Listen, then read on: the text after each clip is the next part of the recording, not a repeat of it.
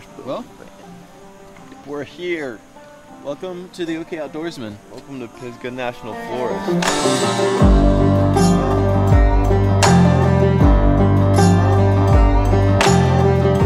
This is a public land, hunting, fishing, kind of backpacking trip. The crazy part is we're here. Yeah, that is the crazy part. Like it actually works.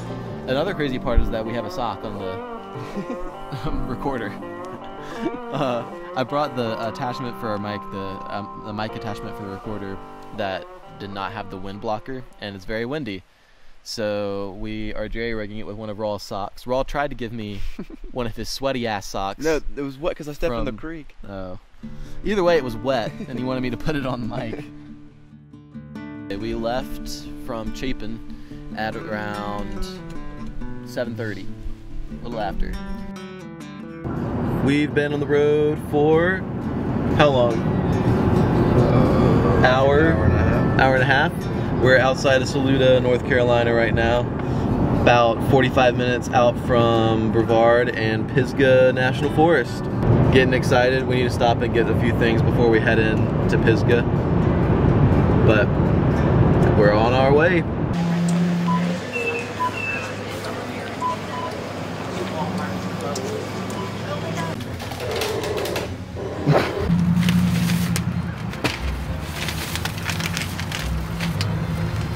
We gotta drive a little ways into our stop where we'll hike in from there, but we're here. Do you know where we're going?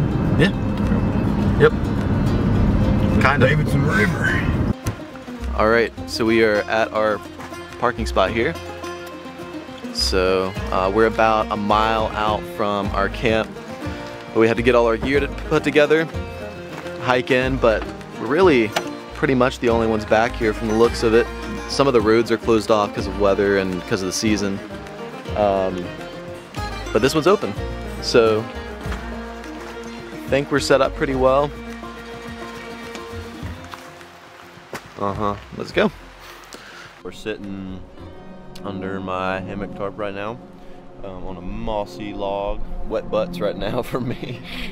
Wet butt for me too, yeah. Yeah, well, as soon as we got in. We've had wet butts all day though, yeah. So. As soon as we got in, it started raining pretty good.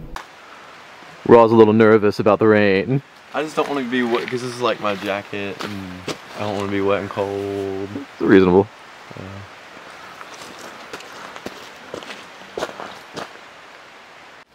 I'm definitely eating my words on that. That last thing that I said. What, if this is rain, this is the end of it? Yeah. It's pouring right now, in case you can't tell. So good. We're gonna wait here for a minute so that all of our gear doesn't get drenched right at the outside of this thing.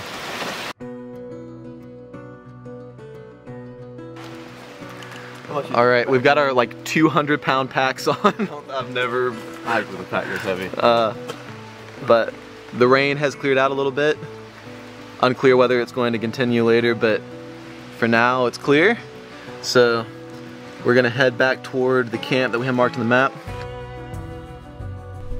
And our packs are heavy. I've never had a pack on my back that was that heavy. I think it's just because we're trying to do so much. Yeah. Like we're backpacking, bow hunting, and fly fishing. And we have camera equipment and recording equipment. Yeah. So we walked about a mile in to get to our camp. So we got. Frankly, I'm thrilled because that's about all we could have handled. Yeah. I mean, with how heavy those packs are, it would have been rough to go any further, but. All right, tell us what we're looking at. We got our first tracks of the trip. You can see this bank's real slick from all the rain. You can see right here where that smooth hoof has scraped the mud going up, and it does it all the way back up there. So that would be a good place for us to cut in when we come back later to scout and get up on that. Bates said there's a plateau up there where it kind of levels out. And then back a little bit further, it connects to a saddle system. So this will be a great indicator of where we might need to be going.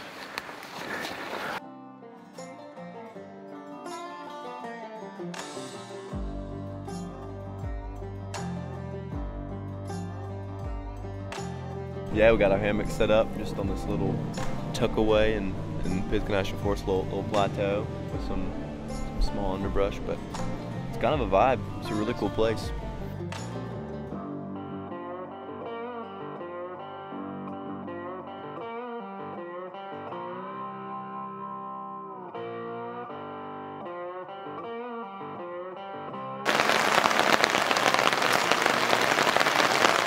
Raining. We kind of planned this day out to be a scouting day, so obviously a big part of this trip is the public land hunting aspect, and I came out to Pisgah May, I think, of this year, so that was, how many months ago is that? June, July, August, September, October, so it's like been 4 or 5 months.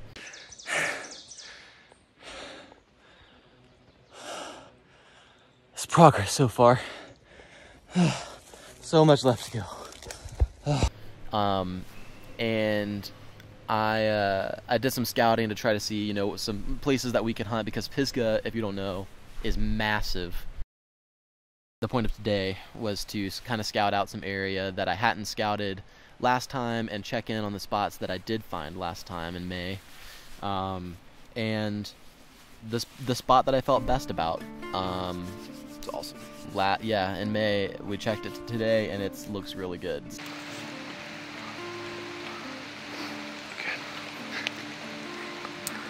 So right now we're currently on a shelf. It rises super steeply up the mountain that way, right past the eyesight, and then it rises super steeply from the road up to here. So we got a shelf. This is a great place for deer to be walking, like a highway, because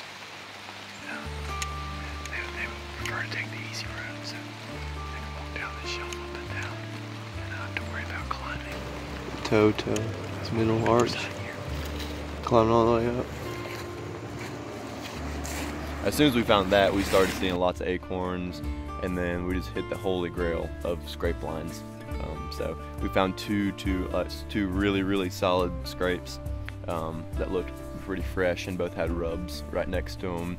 We ended up venturing down the plateau a little bit and found a really solid trail. Like a highway through there. It's crazy. And then a couple rubs. So and acorn. I don't know. You might have said this. Acorns everywhere. Yeah. Right there is when we started seeing them dropping. So it's kind of like it looks like a highway for them. There's obviously scrape lines, so something's moving through there. So we're pretty excited about that. Yeah, that was the highlight of the day, was finding that spot. The low light was toward the end of the day, toward the end of our scouting. This whole route was a ginormous mistake for the day, and we went to a spot that looked good on the map, and we did find a good part. We went up to the top of it. It was a heck of a climb to get up to it. But once we got up there to that saddle, we found our first bear poop of the trip. It's our first reminder that we're not alone. We found another really solid scrape that we might actually end up hunting. Yeah. Looked really good. So whenever a buck scrapes, he scrapes out a section of leaves. He pees in the scrape, and then he takes his antlers while he's scraping, and he picks a spot where there's either an overhanging tree where he can rub his antlers and get that gland on his head on the branch, or like a small sapling in front of him that he can scrape or rub. So we found a nice fresh looking scrape, and he had just knocked the sapling over. So we got to the other side of it, and we really didn't want to walk back up it, so we decided we were going to follow a creek out to a road that connected back kind of toward our campsite, a forestry road, and we started walking out and realized pretty quickly that it was not going to be as fun or easy as we thought it would be.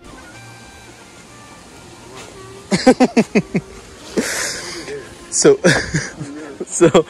what are we learning from this experience, Rawl? No. See, what I'm learning is that the grass is not always greener on the other side. And I'm also learning that Rawl gets really grumpy when things don't go his way. Not what's happening. It ended up being like probably an hour-long venture of, oh, our food is done. Sorry, finish the story. Yeah, an hour-long venture of bushwhacking through rhododendron and briars, shit ton of briars. Rawl had shorts on for whatever reason, and so his legs got torn to shreds. I had boots on, hiking boots on too, and they got wet. And we found 2 secret waterfalls though. Those were sick. Secret waterfalls. Those were really cool. Yeah. Like there's secret tunnel. Yeah. 2 lovers.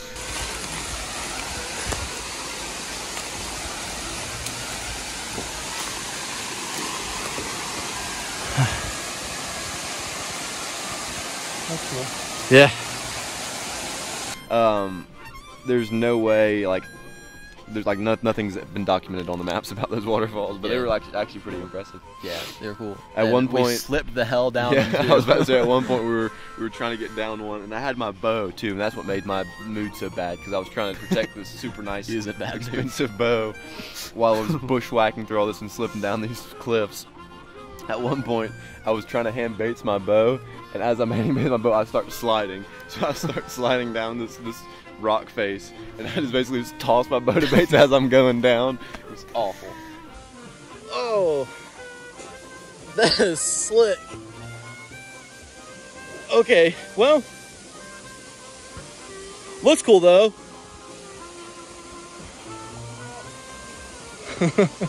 We're all still struggling to get down. I'm struggling to stay up. God. Everything turned out fine. Yeah. And then we came back here and then took a bath in the river. It was freezing cold. But I'm still freezing cold. yeah. I can't warm up.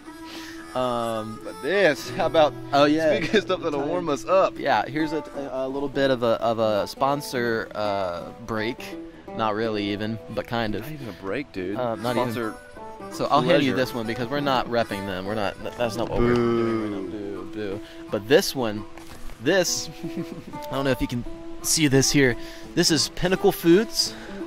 There you go. This is one of 3 meals that they sent us for this trip to enjoy out in the backcountry. So we're very thankful to Pinnacle Foods for providing this for us.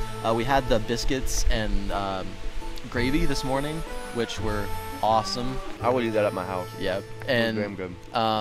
they actually, so the sausage in that, and I think the sausage in this one too, which if you couldn't read it, this is Italian sausage and zesty tomato sauce with farfalle pasta and Parmesan. Yum. They get the sausage from a farm in Asheville, so it's locally sourced, ethically sourced, which is fantastic. So looking forward to enjoying that. I'm gonna try not to do it right now, so I'm not munching away into the mic, but. Me and Rawl. Was that a signal? No, you can do it. I'm we should try it on the air real quick. That is true. We could do that. Looks so good.